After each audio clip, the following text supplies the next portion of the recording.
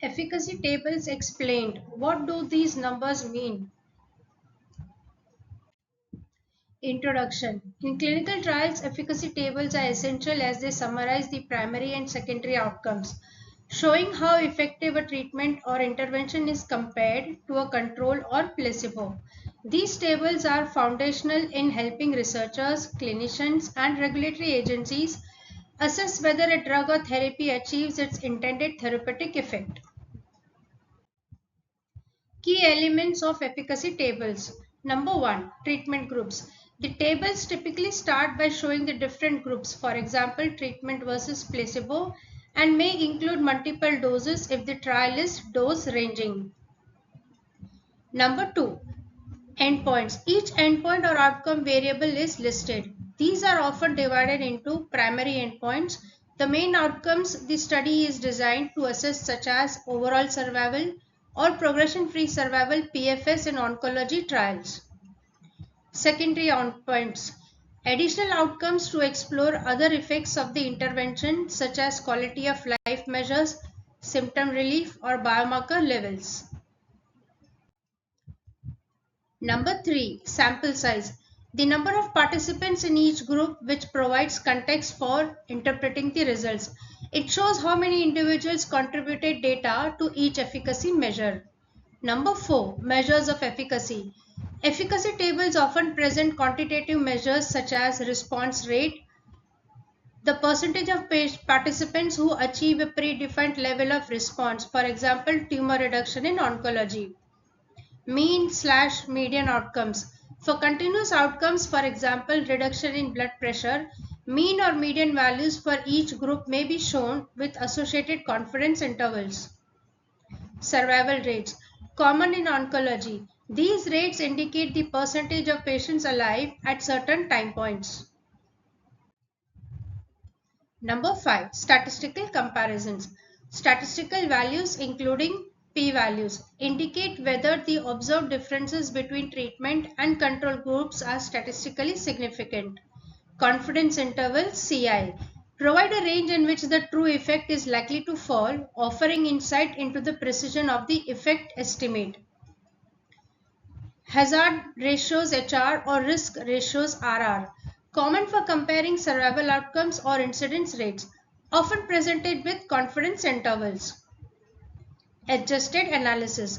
Some efficacy tables included adjusted analysis accounting for covariates like age, gender, or disease severity, which can impact the observed effects. Efficacy tables in clinical trials. How results are reported.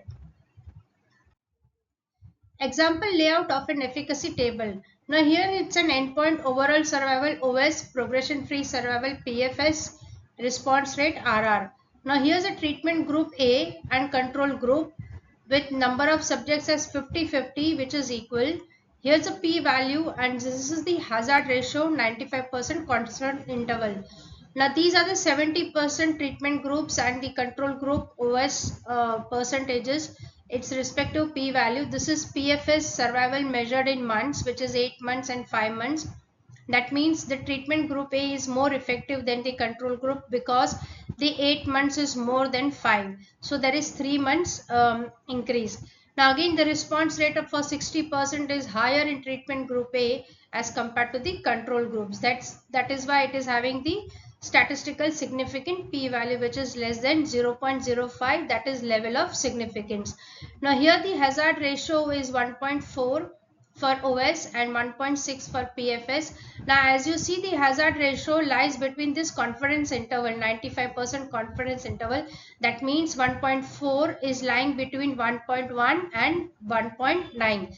Similarly, the PFS hazard ratio 1.6 is lying between 1.2 and 2.0.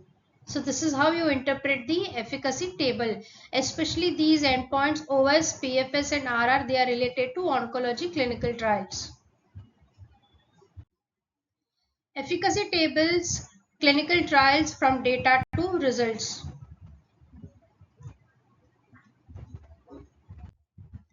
Importance and decision making. Efficacy tables are vital for determining if a treatment meets the pre-specified Goals of a trial. They inform key stakeholders including regulatory bodies, agencies like the FDA or EMA which use efficacy tables to determine if a new therapy can be approved for clinical use. Researchers and clinicians who evaluate the strength of the evidence to guide patient care. Patients indirectly as efficacy data contribute to guidelines informing patients about treatment options and potential outcomes. Understanding efficacy tables requires an appreciation of both statistical measures and clinical relevance, as they jointly determine the value of a therapeutic intervention in real world settings. Many thanks for watching my video and happy learning.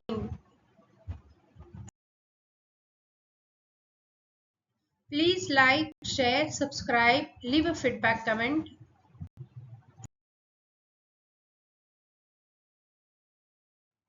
Many thanks for your support and having great connection.